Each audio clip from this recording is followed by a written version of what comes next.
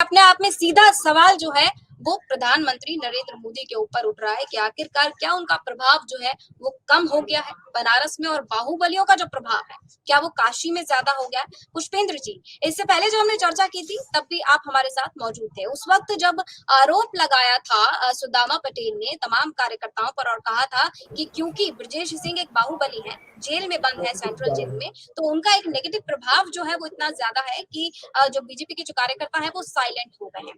इस बार भी इनकी बॉडी लैंग्वेज देखिए, और सबसे बड़ी बात, एक तरफ तो ये कहते हैं कि उनका डर है, उनके डर की वजह से यानी कि ब्रजेश सिंह के डर की वजह से जो है बीजेपी कार्यकर्ता साइलेंट हुए, बैकफुट पर आ गए और इनका चुनाव प्रचार जो है वो प्रभावित हो गया। और दूसरी तरफ कहते हैं ब्रजेश सिंह जी, इसको कैसे देखते हैं आप?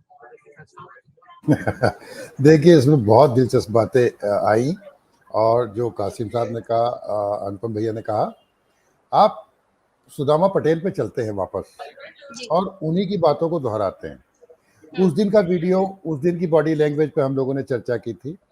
तो मैंने ये कहा था कि जब ये किसी गांव में गए होंगे प्रधान जी के पास, तो प्रधान जी ने कहा होगा, भैया कहाँ पंगा ले रहे हो, काहे आप खड़े हो गए। तो ये तो बलि के बकरे वाला अर्थ हो गया, ये बात यहाँ खत्म होती है। लेकिन जो इससे बड़ी चिंताजनक बात है वो जो इन्होंने खुद स्वीकार किया।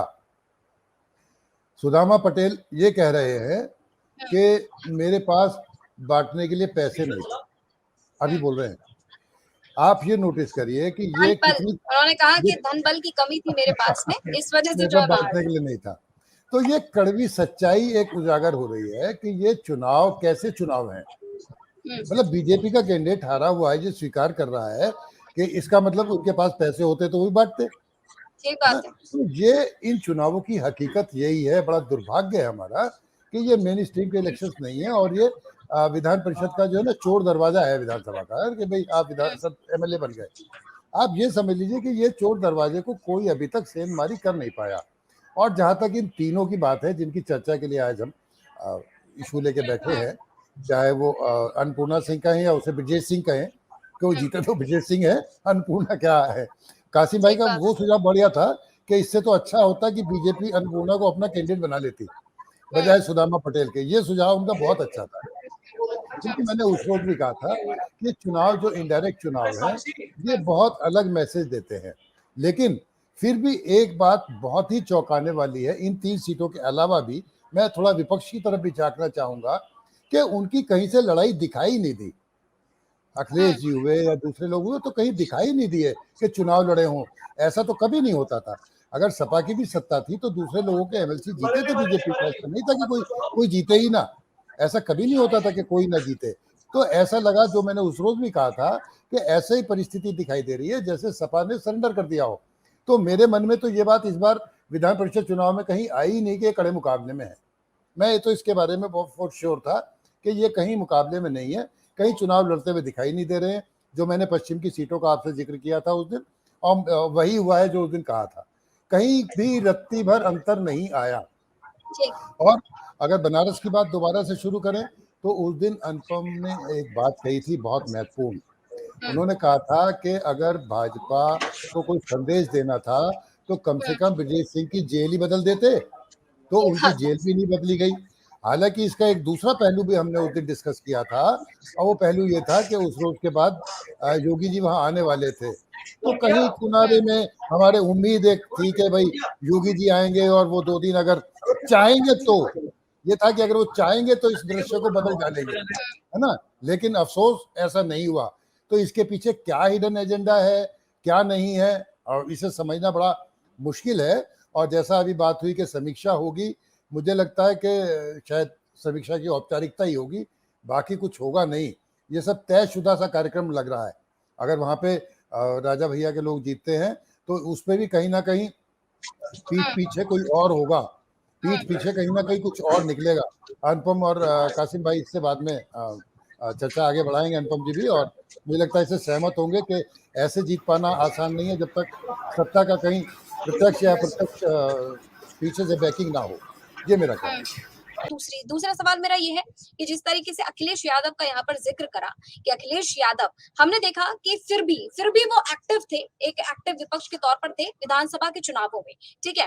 उन्होंने कई सारी विधानसभाएं प्रेस कॉन्फ्रेंस की, रोड शोज किए, तमाम चीजें की, उन्होंने छोटे छोटे दलों से गठबंधन किया, तमाम पूरी स्ट्रैटेजी लगाई, पूरी ताकत लगा दी। लेकिन कहीं ना कहीं अखिलेश यादव जो है एमएलसी चुनावों को लेकर, क्या वो ओवर कॉन्फिडेंस थे या फिर उनको पहले से ही पता था कि अब विधानसभा नहीं जीते तो यहाँ पर कैसे जीत जाएंगे? क्योंकि धीरे धीरे हमने देखा कि बीजेपी जो है 9 सीटों पर तो निर्विरोध जो है जीत हासिल करने की आ गई है।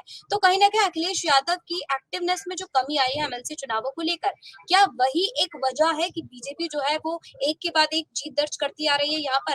और प्रधानमंत्री नरेंद्र मोदी के गढ़ में ये जो हार हुई है उसकी बीजेपी कैसे भरपाई करेगी? पहले अखिलेश की बात कर लेते हैं। देखिए,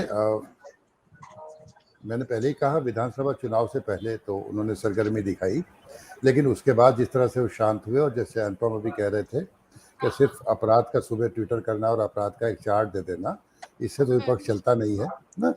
तो मैंने पहले भी ये शब्द यूज किया और अब दोबारा यूज कर रहा हूँ कि चुनाव शुरू होते ही ऐसे लगा कि सपा ने सरेंडर कर दिया, है ना।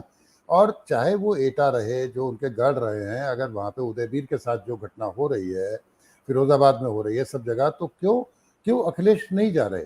ये बात समझ से परे है ना। ये बिल्कुल ऐसे है जैसे आपने सरेंडर कर दिया, मान लिया। विधानसभा में इतनी सीटें जीतने के बाद ऐसा नहीं होना चाहिए कि आप एमएलसी चुनाव को इस तरह से किसी के प्लेट में सजा के आप दे दें।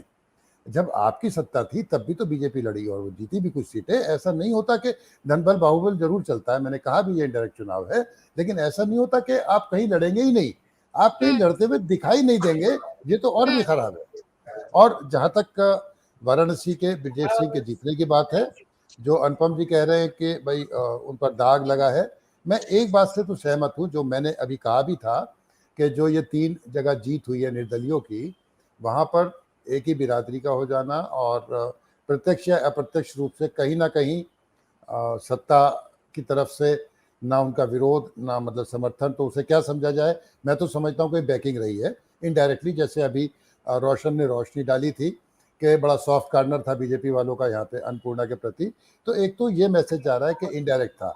जहाँ तक बात है कि योगी जी पे दाग लगेगा और 5 साल तक नहीं छूटेगा, अनुपम जी वही हैं, सोच रहे हैं, पर मुझे लगता है कि इस मामले में यादाश्त बहुत छोटी है और थोड़े दिनों में ये भूला बिसरा गीत हो जाएगा।